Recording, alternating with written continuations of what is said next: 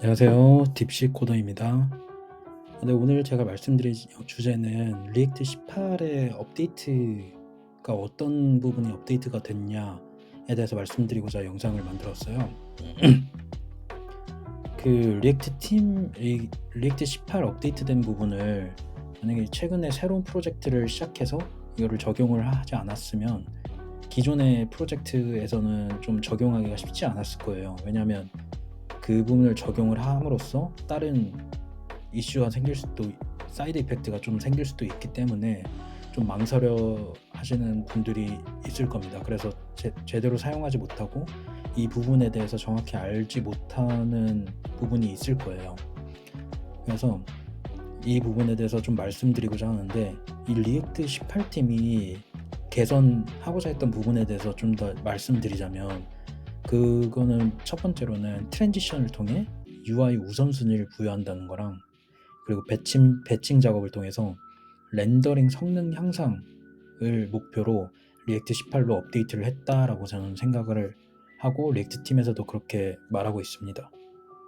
그래서 먼저 업데이트된 부분에 대해서 뭐 어떤 게 있냐라고 시작을 하게 된다면, 첫 번째로는 새로운 루트 API입니다. 새로운 루트 API. 여기서 루트가 뭡니까? 루트가 뭘까요?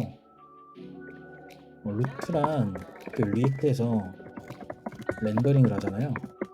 렌더링을 하고 여기서 렌더링을 하기 위해서 가상 돔트리를 트래킹을 해요. 근데 이 트래킹을 하는데 사용하는 최상단에 위치한 데이터 구조 포인터입니다. 이게 이 문장만 보면 정확하게 감이 안 오죠?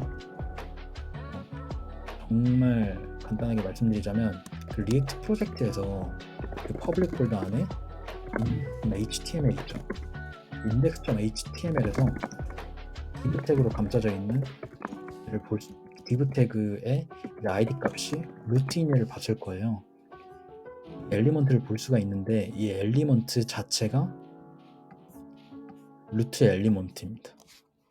그래서 18 버전 이후에 이 새로운 루트 API가 있는데, 이 새로운 루트 API는 react dom.create 루트로 루트를 생성을 할 수 있고, 그리고 새로운 기능 및 API를 사용할 수가 있어요. 그래서 여기서 알고 싶은 게, 왜 새로운 루트 API를 적용했나? 그냥 기존 걸 써도 되는데 왜 새로운 걸 적용했나? 이 이유를 말씀드리자면, 그 18 버전 이전에서는 루트가 되는 컨테이너에 뭔가 변화가 없더라도 그 렌더하기 위해서 루트를 반드시 체크하고 통과했어야 됐어요. 근데 이게 리액트에서 벌추얼 돔을 사용하잖아요. 그래서 이 벌추얼 돔을 사용해서 아까 말씀드렸던 부분이 반드시 거쳐야 하는 작업이에요. 근데 이게 렌더링 할 때마다 매번 루트를 통과할 필요는 없죠. 리액트 18팀이 매번 루트를 통과할 필요가 없으니까 이를 개선하고자 새로운 루트 API를 적용을 했습니다. 여기서 먼저 벌추얼 돔에 대해서 조금 설명을 드리고 싶어요. 벌추얼 돔 다들 많이 아시겠지만, 정말 간략하게라도 좀 설명을 해드리자면, 그 벌추얼 돔이 먼저 나오게 된 이유에 대해서 말씀드리고 싶어요. 벌추얼 돔이 나오게 된 이유가, 원래 가상 돔이 실제 돔에 기반하여 만들어진 거잖아요. 그리고 실제 돔은 뭔가 브라우저가 화면을 그리는데 필요한 모든 정보가 들어있어요. 실제 돔은 그래서 엄청 무겁습니다. 리액트에서는 실제 돔의 변경사항을 좀 더 빠르게 파악하고 반영하기 위해서 내부적으로 가상 돔을 만들어서 관리를 하려고 벌추얼 돔을 만들었습니다. 그러면 이 벌추얼 돔은 어떻게 효율적으로 처리하냐? 먼저 그 돔의 상태를 메모리에 저장해요. 메모리에 저장을 하고 변경 전이랑 후의 상태를 비교합니다. 후의 상태를 비교하고 변경된 부분이 있잖아요.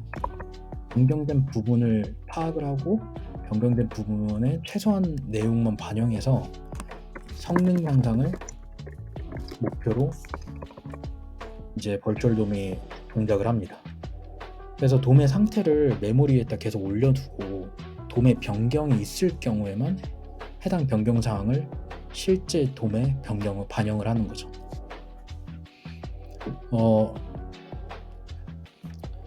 그래서 그리고 제가 또 이 벌추얼돔에 대한 내용은 여기까지 하고, 이 새로운 루트 API에서 어떤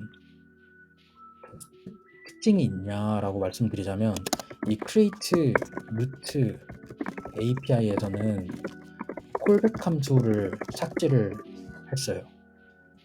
콜백 함수를 삭제한 이유가 하이드레이션이나 SSR과 함께 콜백 함수를 사용을 하게 되면, 만약에 그 개발자가 원하는 동작과 작동 방식과 뭔가 좀 다르게 동작할 수가 있어서 이 콜백 함수를 삭제했다고 합니다. 첫 번째, 이 새로운 루트 API에 대한 설명은 여기까지 하고요. 두 번째로 제가 말씀드리고 싶은 거는 어토매틱 배칭입니다. 어토매틱 배칭에 대해서 말씀드리자면, 그 리액트 18 버전 이전에는 오직 이벤트 핸들러 안에서 발생한 셋 스테이트만 모아서 처리했어요. 근데 18 이후에는 프로미스나 백타임아웃에서 발생한 셋 스테이트도 모아서 처리하도록 개선이 되었다고 합니다.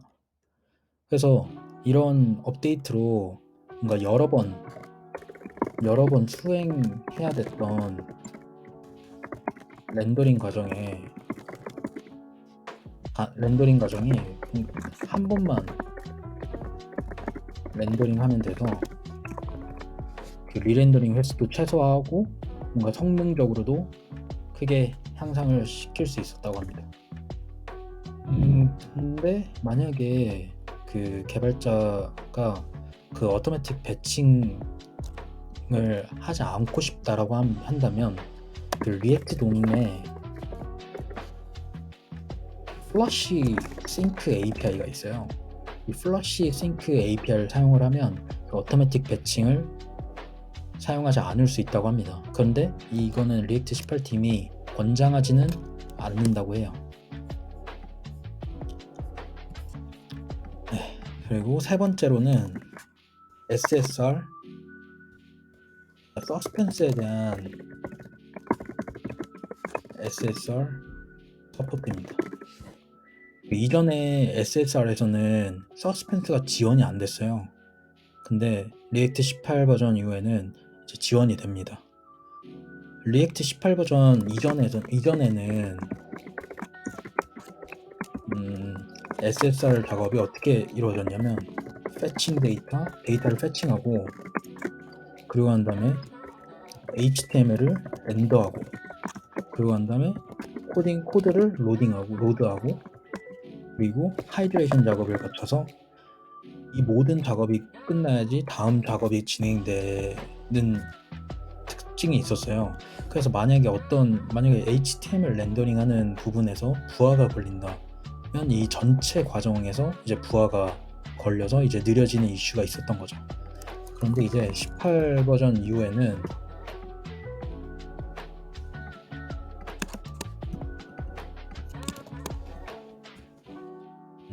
서스펜스로 감싸진 애들마다 개별적으로 이제 위의 과정이 있잖아요. 위의 과정을 진행할 수 있고, 그리고 완료된 대로 HTML을 서버에서 HTML 스트리밍을 하는 방식을 사용을 해서 전달도 받을 수 있고, 하이드레이션도 따로 진행하기 때문에 훨씬 더 성능적으로 아니면 속도적으로 개선이 될 수 있습니다. 네 번째로는 리액트 서버 컴포넌트입니다. 이 서버 컴포넌트 개념이 등장해서 정말 많은 개발자들이 주목을 하고 기대를 많이 모았죠. 그래서 먼저 제가 서버 컴포넌트가 뭐냐에 대해서 말씀드리자면, 서버 컴포넌트는 서버 측에서 컴포넌트를 실행을 해서 미리 렌더링된 마크업을 좀 더 생성을 하고, 그리고 난 뒤 클라이언트에게 전달을 해서 이 사용자에게 컨텐츠를 보여주는 방식이에요. 이 서버 컴포넌트를 사용을 하면 그 일반적인 컴포넌트에서도 접근이 가능하다는 이점이 있습니다. 다른 이점을 말씀드리자면 여러 개가 있는데, 첫 번째로는 환경별 리소스 접근이에요. 백엔드 리소스 접근 가능할 뿐만 아니고, 만약에 클라이언트 컴포넌트 특징을 좀 예로 들자면, 만약에 Next.js라고 할게요. 그 Next.js에서 만약에 해당 컴포넌트에서 로컬 스토리지를 사용을 해요. 근데 로컬 스토리지 등을 사용을 하는데 브라우저에서만 접근 가능한 데이터를 사용을 하려고 한다면, 다이나믹 이런 거 많이 사용해 보셨죠? SSR 펄스에서 다이나믹 임포트 통해서 서버에서 렌더링 되지 않도록 SSR 펄스 옵션을 통해서 비활성화하는 불편함이 있어요. 그래서 리액트 18에서 서버 컴포넌트와 같이 출시된 클라이언트 컴포넌트로 정의하여 사용하면 브라우저에서만 사용 가능한 API를 좀 더 편하게 사용 가능하다고 합니다. 코드를 여기 살짝 적어보자면, 예를 들어 컴포넌트라는 이름의 컴포넌트가 있어요. 그리고 여기서 유저 인포가 있고, 이 로컬 스토리지를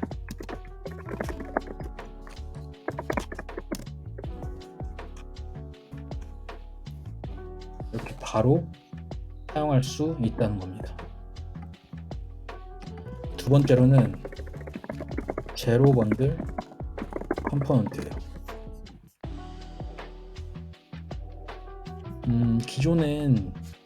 기존 모든 리액트 컴포넌트가 브라우저에서 다운로드 했잖아요.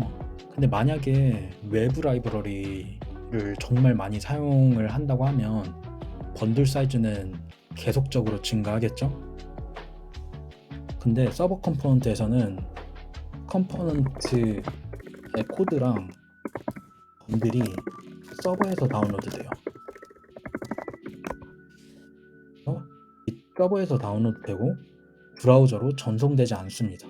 그래서 이런 특징을 통해 기존보다 훨씬 빠르게 사용자는 컴포넌트를 볼 수 있다는 이점이 있습니다.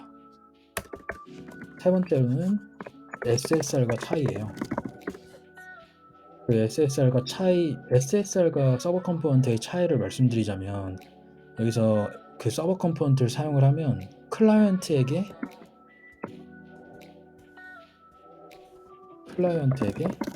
전달되지 않는다는 거예요.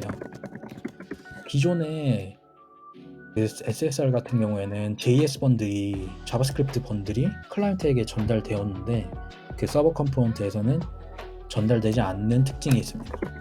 그리고 두 번째는 컴포넌트 단계에서 위에서 설명드렸다시피 백엔드 리소스에 접근 가능하고요. 세 번째는 리렌더링 방식이 다릅니다. SSR에서는 HTML 문서 자체를 업데이트 해야지만 데이터가 최신화되고 리렌더링이 가능한데, 이 서버 컴포넌트에서는 클라이언트 상태를 유지를 하면서 리렌더링이 가능하다는 이점이 있습니다. 네, 이제 다섯 번째, 엄청 많죠? 컨커런트 기능 대해서 알아볼게요. 여기서 이 기능에 대해서, 피처에 대해서 알아보기 전에 먼저 저희는 컨커런시라는 게 뭔지 알아야 돼요. 컨커런시가 뭘까요? 컨커런시란 그 리액트에서 여러 버전의 UI를 동시에 준비할 수 있도록 하는 메커니즘이에요. 그래서 이 메커니즘에 대해서 좀 아주 간략하게 말씀드리자면, 이게 실제 만약에 태스크가 2개 있어요. 태스크가 2개 있는데 태스크 하나를 작업을 하다가 현재 그 CPU가 현재 실행 중인 태스크의 프로세스를 중단을 해요. 그러고 난 다음에 다른 태스크가 있으면 다른 태스크에 다른 프로세스를 실행하는 태스크로 컨텍스트 스위칭이라는 걸 합니다. 그래서 실제로 동시에 실행은 하진 않지만 태스크 2개가 그렇게 보이게 하는 거예요. 그래서 이 컨커런시라는 게 뭐냐, 컨커런시를 사용한 이유가 뭐냐, 사용 이유. 첫 번째로는 브라우저 메인 스레드가 싱글 스레드잖아요. 그래서 한 번에 한 가지 작업만 가능해요. 만약에 HTML 파싱, 자바스크립트 실행, 화면의 렌더링, 이 모든 작업이 한 번에 하나씩만 처리됩니다. 그래서 만약에 이 과정 중에서 어떤 부분에서 연산이 오래 걸리는 부분이 있어요. 그러면 블락킹 렌더링이라고 렌더링이 막히는 이슈가 있습니다. 그래서 이 막히는 부분을 방지하기 위해서 이 컨커런시라는 것을 사용을 합니다. 그래서 이제 피처에 대해서 리액트 18에서 컨커런시 피처가 뭐가 있냐, 첫 번째로는 스타트 트랜지션이라는 겁니다. 스타트 트랜지션으로 감싼 스테이트 업데이터가 있어요. 스테이트를 업데이팅 해주는 이 스테이트 업데이트는 이 스타트 트랜지션으로 감싸게 되면 우선순위가 뒤로 밀립니다. 그래서 이러한 방식을 사용해서 유저가 보는 화면이 좀 더 매끄럽게 동작할 수 있도록 하는 거예요. 두 번째로는 use deferred value예요. 말 그대로 지연된 값을 리턴하는 훅이에요. 이걸 스타트 트랜지션 안에 특정 스테이트 업데이터 있잖아요. 이 특정 스테이트 업데이터를 넣는 것과 비슷한 방식으로 동작을 합니다. 그리고 세 번째로는 유저 아이디예요.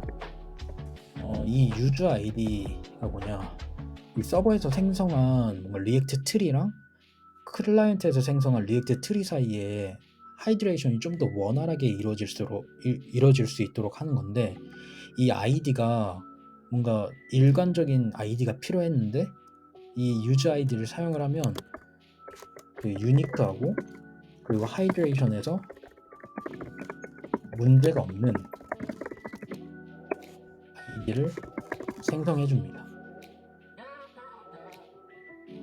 네, 이렇게 그 리액트 18에서 어떤 부분에서 업데이트가 이루어졌는지 상세하다면 상세할 수 있고 간략하다면 간략할 수 있는데, 이렇게 설명을 드렸는데 만약에 조금 더 부연 설명이 필요하시면 댓글로 남겨주시기 바랍니다. 네, 이 영상이 마음에 드셨다면 구독과 좋아요 눌러주시고요. 네, 이제 다음 영상에 좀 더 좋은 영상으로 찾아뵙겠습니다. 감사합니다.